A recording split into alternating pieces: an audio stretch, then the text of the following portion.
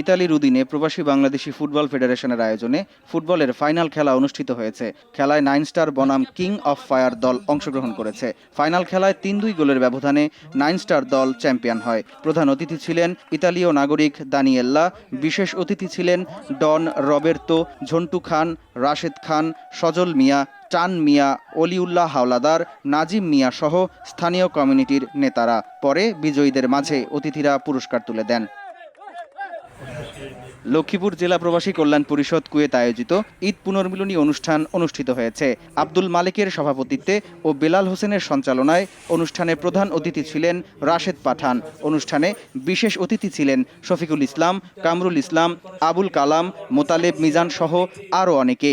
সংগঠনের মাধ্যমে হতদরিদ্রের পাশে থেকে কল্যাণমূলক কাজ করার আহ্বান জানান সংগঠনের নেতৃবৃন্দ। মালয়েশিয়ায় Mujib the making of a nation চলচ্চিত্রটি শুক্রবার সাইবার জায়ার মাল্টিমিডিয়া বিশ্ববিদ্যালয়ের অডিটোরিয়ামে প্রদর্শিত হয়। এ সময় মালয়েশিয়ায় নিযুক্ত বাংলাদেশ ও ভারতের হাই কমিশনার উপস্থিত ছিলেন। এছাড়াও বিশ্ববিদ্যালয়ের প্রেসিডেন্ট ও ইন্টারন্যাশনাল স্টুডেন্ট সোসাইটির উপদেষ্টা সহ বাংলাদেশ কমিউনিটির নেতৃবৃন্দ উপস্থিত ছিলেন। সৌদি আরবের দাম্মামে গাউসিয়া কমিটি বাংলাদেশ দাম্মাম শাখার উদ্যোগে পবিত্র ঈদুল আজহা উপলক্ষে আওলাদে রাসূল হাফেজ কারি তৈয়ব শাহের ওরস মোবারক ঈদ পুনর্মিলনী ও আলোচনা সভা অনুষ্ঠিত হয়েছে। মহরম আলীর সভাপতিত্বে ও মোহাম্মদ মহিউদ্দিনের সঞ্চালনায় অনুষ্ঠানে প্রধান অতিথি ছিলেন ডক্টর সাইদ আহমেদ। আরও উপস্থিত ছিলেন উপদেষ্টা মোহাম্মদ মুজিবুর রহমান, মোহাম্মদ ইকবাল, সাধারণ সম্পাদক মোহাম্মদ ওয়াহিদুল ইসলাম মিনাজ, মোহাম্মদ আবুল হোসেন, হাফেজ মোজাম্মেল হক সহ আরও অনেকে। মদিনায় ঈদ পুনর্মিলনের আয়োজন করেছে ইনভেস্টর ইমরান চৌধুরী। অনুষ্ঠানে বক্তব্য রাখেন ইমরান চৌধুরী, মুসা আব্দুল জলিল, এস আনিসুর রহমান পলাশ, আব্দুল্লাহ আল মামুন, মুজিবুর রহমান মোশাররফ সহ অনেকে। বক্তারা বিমান টিকিট সিন্ডিকেট মুক্ত রাখা সহ রেমিটেন্স বৈধ পথে পাঠানোর ব্যাপারে গুরুত্বারোপ করেন। সকলকে জানাচ্ছি ঈদের।